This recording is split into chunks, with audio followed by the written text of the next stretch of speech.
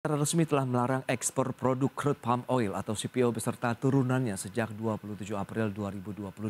Produk CPO yang dilarang ekspor tersebut terdiri dari minyak mentah CPO, kemudian RPO, RBD palm olein, POME, dan juga used cooking oil. Pemerintah telah melarang ekspor seluruh produk CPO dan turunannya yang awalnya hanya dikenakan pada ekspor refined, bleach, and deodorized palm olein. Setidaknya ada 5 produk CPO yang tidak diizinkan untuk diekspor, yaitu minyak mentah CPO, RPO, RBD palm olein, POM, dan used cooking oil. Menteri Koordinator Bidang Perekonomian Airlangga Hartarto menjelaskan, keputusan larangan sementara ekspor CPO sudah tertuang dalam Peraturan Menteri Perdagangan Nomor 22 Tahun 2022 yang telah diundangkan sejak tanggal 27 April 2022. Airlangga memastikan bahwa kebijakan ini diambil untuk memprioritaskan kepentingan masyarakat serta komitmen pemerintah untuk menyediakan harga minyak goreng curah yang terjangkau. Seperti yang telah dijelaskan oleh Bapak Presiden, telah diputuskan melakukan pelarangan ekspor refined, bleach, deodorized palm oil ataupun yang dikenal dengan nama RBD palm olein. Jadi istilah teknisnya adalah RBD palm olein yang merupakan bahan baku minyak goreng sejak tanggal 28 April pukul 00.00 waktu Indonesia Barat sampai tercapainya harga minyak goreng curah sebesar 14.000 per liter di pasar tradisional. Sementara itu, Asosiasi Petani Kelapa Sawit Apkasindo melaporkan harga tandan buah segar atau TBS sawit sejak pemberlakuan larangan ekspor CPO terus berfluktuasi, bahkan cenderung turun. Kondisi ini dipicu ketidakpatuhan perusahaan terhadap ketentuan harga TBS yang berlaku, sehingga semakin memberikan tekanan terhadap petani sawit di tanah air. Dari Jakarta, Raharjo Patmo untuk IDX Channel.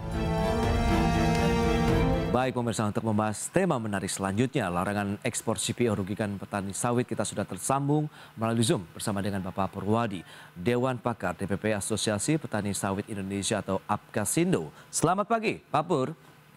Selamat pagi, Mas Prasetyo. Salam sehat, Bapak. Sehat selalu. Baik, terima kasih atas waktu yang disempatkan. Sebelum membahas lebih jauh ini, pasca larangan ekspor CPO, bisa update terlebih dahulu bagaimana dengan kondisi dari industri sawit di Indonesia saat ini, Pak? Oh, baik, jadi barangkali saya akan ilustrasi sebentar. Baik. Saat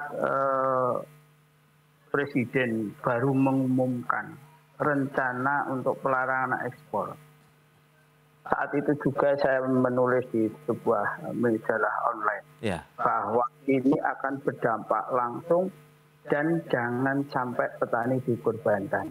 Karena apa? Faktanya sehari setelahnya belum berlaku peraturannya. Itu harga sudah terkoreksi antara 500 sampai 1.000 rupiah per kilogram. Untuk TBS ya, Pak? Ya, untuk TBS. Dan itu saya sampaikan, kenapa petani harus jadi korban? Karena petani adalah terjepit di pasar oligopoli. Petaninya banyak, pembeli PKS terbatas. Dan ini kan pelarangan ekspor akan memiliki efek domino. Betul, hari kedua sudah akan terkoreksi, maaf saja, saat 4 hari setelahnya pelarangan itu berlaku, kita bisa melihat harga petani terkoreksi 1.000 sampai 2.000. Tergantung dari daerah dan wilayah kekuatan pasar mereka. Kalau kita mau lihat hari ini bukan urusan turun. Bahkan ini pabrik kelapa sawit sebagian sudah mulai menurunkan proses produksinya. Berdampak mengurangi pembelian TBS. Dan bahkan sampai pada menghentikan pembelian. Artinya apa? Kita tidak bicara lagi mengenai harga, kita bicara pendapatan nanti nol, harga nol. Kira-kira begitu, update terakhir. Itu dia kebijakan yang sudah ditempuh oleh pemerintah, nampaknya langsung berdampak ya terhadap petani sawit di Indonesia dengan adanya penurunan dari tandan buah segar yang dirasakan 4 hari saja sudah turun sampai dengan Rp1.000 sampai dengan Rp2.000 begitu ya, Pak Purwadi ya? Oke, tapi kan kalau kita lihat tujuannya sendiri adalah ini terkait dengan kemarin adanya kelangkaan minyak goreng harga yang menjulang tinggi sekali sehingga menyulitkan masyarakat begitu. Anda melihat ini bagaimana dengan korelasi yang ada begitu saat ini? Tulisan saya sudah menyatakan bahwa kisruh di minyak goreng yang awalnya di konsumen itu bandelnya beralih ke produsen, yaitu petani. Begini, harga yang naik ini itu kan dipicu oleh harga internasional yang tinggi, naik. Dan menurut saya ini sebetulnya berkah. Berkah sebagai negara produsen sawit. Cuma di dalam praktik perkembangannya, kita itu selain sebagai produsen juga konsumen. Di dalam konsumen ini, konsumsi ini, ternyata ada teman-teman kita yang kurang beruntung. Berpendapatan menengah atas dan akhirnya tidak memiliki akses pembelian kemampuan untuk beli ini. Maka saat pemerintah telah melakukan subsidi terhadap itu, kita berpikir ini selesai. Karena yang belum mampu diberi kesempatan, diberikan bantuan supaya mereka mau membeli. Terakhir kebijakannya sebetulnya ya sudah. Kalau pemerintah sudah memberikan subsidi lewat BLT, artinya kan petani, maksud saya konsumen yang kurang mampu tadi, ya sudah dimampukan dan bisa mengakses produk-produk minyak goreng ini. Nah, bagi mereka yang mampu, mestinya memang tidak harus galau. Karena naik turun produktivitas komoditas itu hal yang biasa. Ini tinggi pada saatnya juga akan turun kan begitu. Iya. Tapi ini kalau kita bicara mengenai harga, apalagi kaitannya dengan kebutuhan pokok kan cukup sensitif begitu, apalagi di tengah pandemi COVID-19 begitu yang terjadi belakangan ini nih Pak Purwadi. Ya. Oke, jadi begini Mas. Ya. Kalau konteksnya kita mau membantu yang lemah, artinya itu kan pemerintah selalu bicara minyak goreng curah. Untuk masyarakat.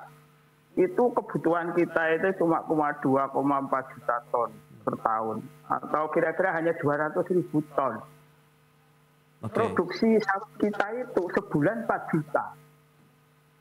Nah, artinya apa? Mestinya tidak ada masalah terhadap itu. Dan kalau dulu terjadi kisruh, barangkali memang pemerintah tidak sedang menguasai jalur distribusi dan sebagainya.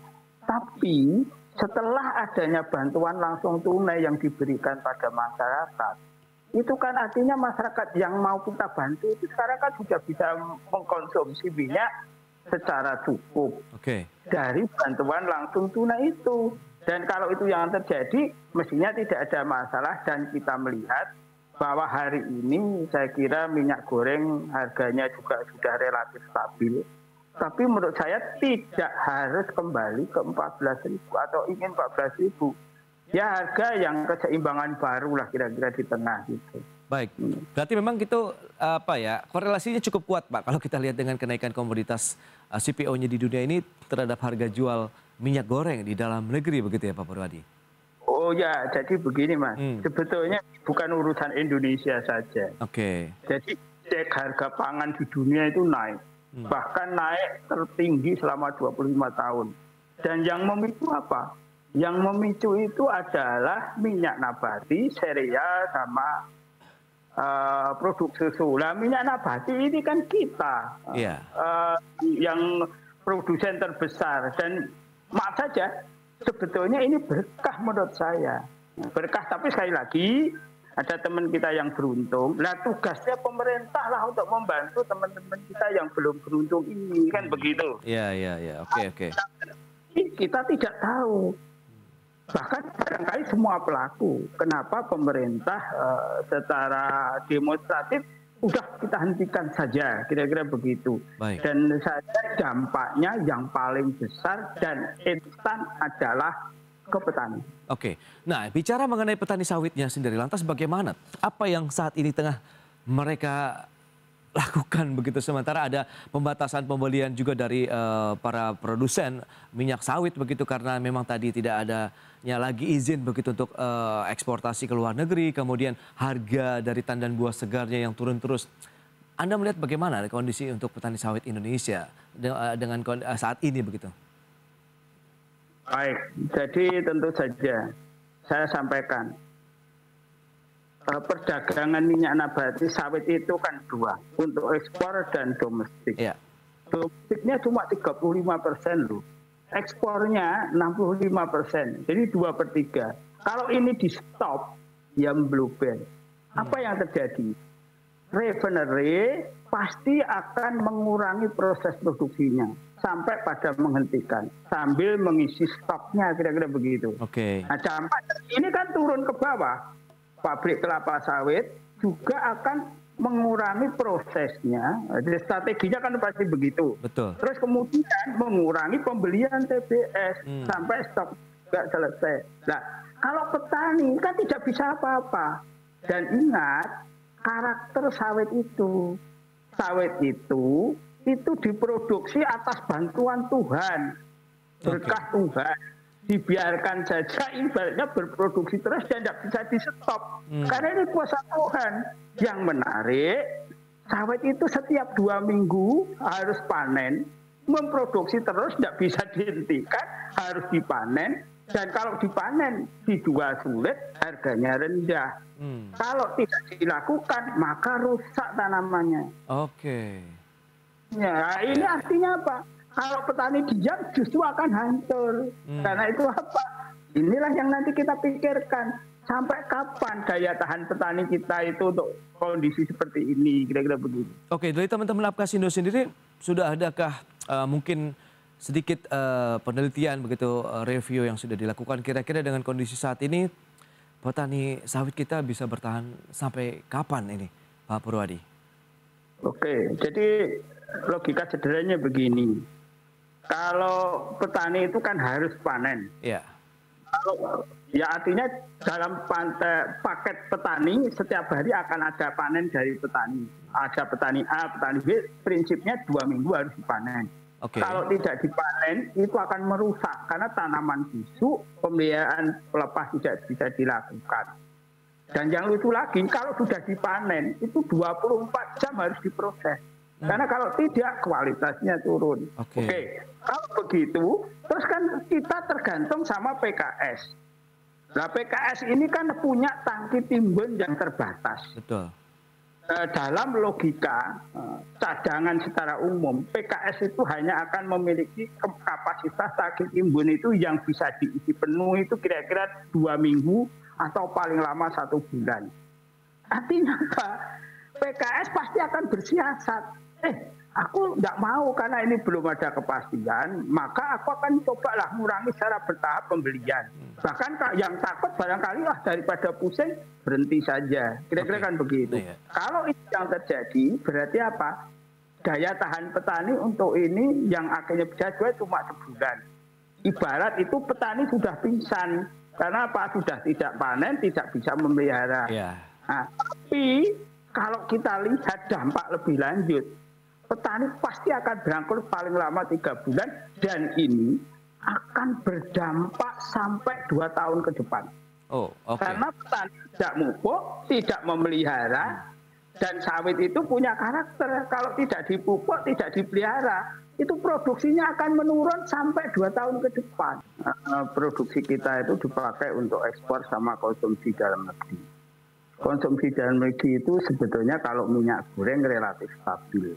Kalau tadi ada kenaikan konsumsi di dalam negeri di tahun 2021 itu karena kita banyak dipakai, kita olah untuk biodiesel untuk kebutuhan energi di dalam negeri. Nah, yang fluktuasi adalah produksinya. Produksi tahunan itu sangat dipengaruhi oleh iklim. El Nino 2019 dampaknya ada pada produksi 2021. Dan yang menarik begini, Mas. Setelah itu 2020, 2021 itu iklimnya bagus, curah hujan ada merata. Dan hari ini, tahun ini kita prediksi produksi sebenarnya naik hingga 10%-an. Karena apa? Dampak dari iklim yang bagus itu telah memberikan berkah pada produksi yang bagus. Nah, itulah yang nanti juga akan mempengaruhi fluktuasi supply kita di pasar internasional. Tapi kalau di dalam konsumsi dalam negeri sebetulnya minyak goreng atau kalau toh ada kaitan dengan itu lebih pada serapan untuk biodiesel yang semakin tahun ini semakin lebih banyak dengan naiknya program dari B10, B20, B30, akhirnya kan serapan untuk dikelola di dalam negeri kan menjadi lebih banyak. Oke. Minyak goreng tetap. Oke. Itu gambarannya kira-kira begitu.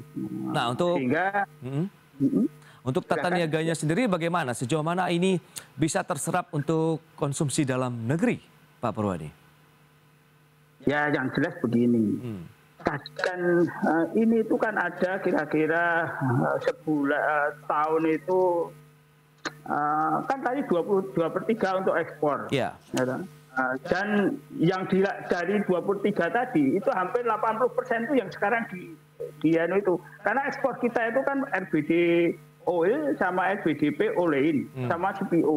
Yang itu menempatkan kira-kira 85% dari ekspor kita. Anda bayangkan kalau itu di stop, ya sudah pasti jebolnya. Dan sekali lagi, jebolnya itu terakhir petani yang kira-kira memang memiliki fungsi produksi yang tidak bisa berhenti, dihentikan dan sebagainya tadi.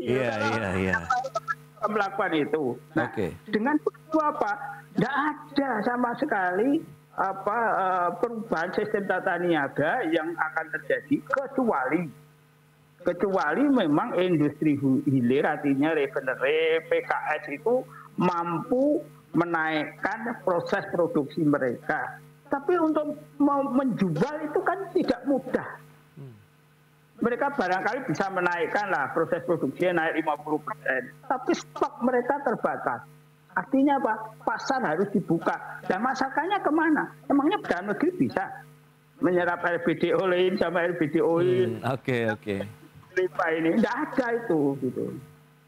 Nah, yang menarik memang begini, ini banyak yang mestinya kita memperoleh pembelajaran yang bagus lah. Kan selalu orang bicara kartel dan sebagainya. Jadi begini Mas, sejak awal karakter industri rantai pasok sawit itu memang hanya akan banyak dikuasai oleh pemuda besar. Kenapa? Pabrik itu akan efisien kalau bisa mengolah 30 sampai 60 ton per jam. Oke. Bisa enggak? Bisa, tapi tidak efisien. Kecuali hanya untuk ngolah untuk kebutuhan lokal lah, kira-kira begitu. Oke. Refinery kita itu kalau mau efisien itu harus menyerap 1.000 sampai 2.000 ton. Bayangkan, demikian besar. Artinya apa? Karakter ini memang hanya akan bisa dikelola sementara ini oleh teman-teman yang memiliki kapital dan jalur pasar yang pasti. Karena itu rantai pasok ini dari hulu hilir cenderung mengait. Oke. Anda bisa bayangkan kalau maaf saja ngolah 1.000 ton itu sehari beli CPO harganya taruhlah sekarang 15.000, butuh berapa itu kira-kira? Angkanya saja. Yang inilah yang nanti mungkin menjadi kajian bersama. Kalau pemerintah mau intervensi, ya ayo. Tapi kita petakan dulu seperti apa struktur besarnya itu. Iya, tapi dengan kondisi yang ada saat ini, Anda melihat ini kan karena belum tahu kapan akan segera dibuka lagi begitu keran ekspornya. Anda melihat seberapa lama ini mungkin harus segera dibuka kembali begitu, karena tadi dampaknya oke lah hilir yang ditutup, tapi ternyata lebih jauh dan lebih luas adalah di hulunya begitu, petaninya yang langsung terdampak begitu, yang Anda katakan mungkin setelah keluar saja aturan harga TBS langsung turun begitu, Pak Purwadi. Baik, tentu kami paham pemerintah itu juga berpikir yang terbaik, memikirkan. Betul. Tapi taruhlah kalau pemerintah awalnya berusaha untuk mengelola ekonomi makro mereka mungkin atau membantu teman-teman kita. Karena terus terang saya juga agak bertanya, barangkali ini targetnya bukan urusan menyediakan minyak goreng untuk masyarakat yang kurang mampu. Oke. Jangan-jangan pemerintah punya tujuan lebih besar, apa? Mengendalikan inflasi. Karena waktu mau lebaran itu konsumsi minyak goreng tinggi. Masyarakat kita suka makan gorengan, industri gorengan berbasis gorengan ya banyak butuh minyak. Iya. Naik mungkin pemerintah akan ngerem itu. Nah, kalau maunya itu mengorbankan petani barangkali tidak. Nah, kalau itu sebuah kombinasi yang kompleks, ya kita berpikir barangkali ini Lebaran sudah selesai. Ya ayolah kita kembali lagi supaya pasar terbuka bersamaan dengan itu. Petani ini kan sudah berkorban, Mas. Kira-kira taruhlah sebulan gitu sudah berapa? Nah, ganti petani yang dibantu. Apa? Baik. Pupuk dan sebagainya. Atau nanti kita adukan, silakan. Ya. Berarti memang ya semoga saja ini tidak berlangsung lama begitu sehingga nanti tidak akan berdampak lebih jauh lagi untuk para petani sawit di Indonesia. Baik, ini sayang sekali waktu terbatas Pak Purwadi. Mungkin kita akan bahas lebih jauh lagi di momen-momen berikutnya begitu ya terkait dengan industri sawit di tanah air. Terima kasih banyak atas waktu dan sharing Anda sempatkan Pak Purwadi dan salam sehat. Terima kasih. Terima kasih kepada pemirsa semuanya dan juga IDX Channel. Baik, Pak Purwadi. Sampai ketemu pada kesempatan selanjutnya. Ya, pemirsa, 1 jam sudah saya menemani Anda dalam Market Review. Saya Prasetyo Wibowo beserta kerabat kerja yang bertugas undur diri. Terima kasih dan sampai jumpa.